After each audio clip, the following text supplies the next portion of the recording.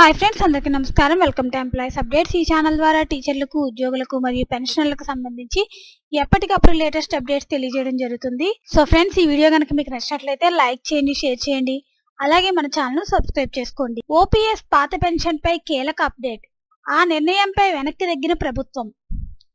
అమల్లోకి ఎప్పుడంటే ప్రస్తుతం పాత పెన్షన్ స్కీమ్ విషయంలో దేశవ్యాప్తంగా యుద్ధ వాతావరణం నడుస్తోంది.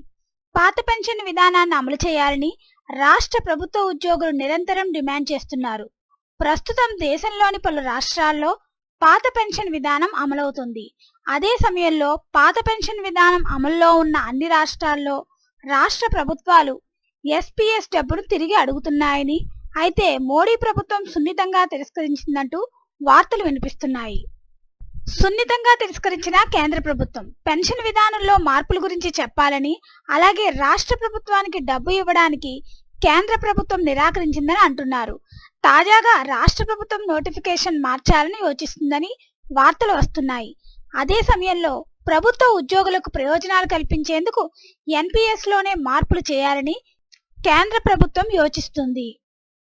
కొత్త పాత పెన్షన్ పథకానికి చాలా వ్యత్యాసం ఉందని, దీని కారణంగా ఉద్యోగులు, పెన్షనర్లు పాత పెన్షన్ విధానాన్ని పునరుద్ధరించాలని డిమాండ్ చేస్తున్నారు. ఓపీఎస్ లో పదవీ విరమణ సమయంలో ఉద్యోగులు పెన్షన్ గా సగం జీతం పొందుతారు.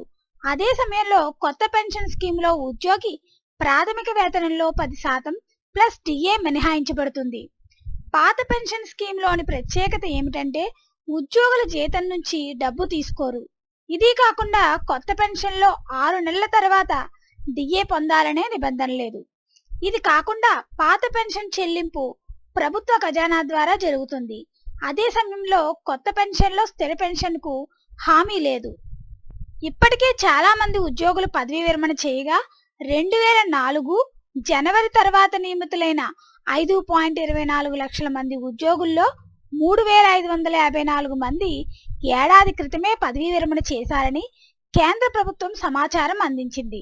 అలాంటి ఉద్యోగులు పెన్షన్ను ప్రయోజనం పొందలేకపోతున్నారు. సో ఫ్రెండ్స్, ప్రభుత్వ ఉద్యోగులకు ప్రయోజనాలు కల్పించేందుకు ఎన్పీఎస్ లోనే మార్పులు చేయాలని కేంద్ర ప్రభుత్వం యోచిస్తుంది. ఫ్రెండ్స్, దీనికి సంబంధించి ఎటువంటి అప్డేట్స్ వచ్చినా మన ఛానల్లో తెలియజేయడం జరుగుతుంది.